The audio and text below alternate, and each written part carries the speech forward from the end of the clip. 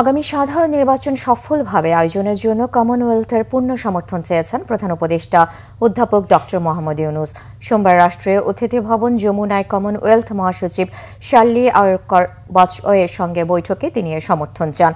প্রধান উপদেষ্টা বলেন, গণতান্ত্রিক রূপান্তর ও আসন্ন সাধারণ নির্বাচনে কমনওয়েলথের সব সহযোগিতা প্রত্যাশা করে বাংলাদেশ। কমনওয়েলথ মহাসচিবকে বাংলাদেশের নির্বাচনের প্রতি গভীর আগ্রহের জন্য ধন্যবাদ জানান তিনি।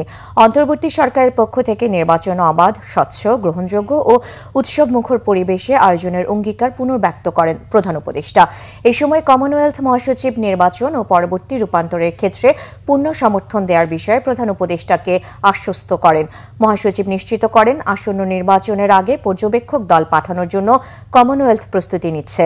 বৈঠকে তরুণদের ক্ষমতায়ন, উদ্যোক্তা তৈরি, সামাজিক ব্যবসা সৃষ্টি, বেকারত্ব, কার্বন নির্গমন ও বৈষম্য হ্রাসের লক্ষ্য নিয়ে ৩-০ ভিশন বাস্তবায়ন সম্পর্কেও আলোচনা হয়।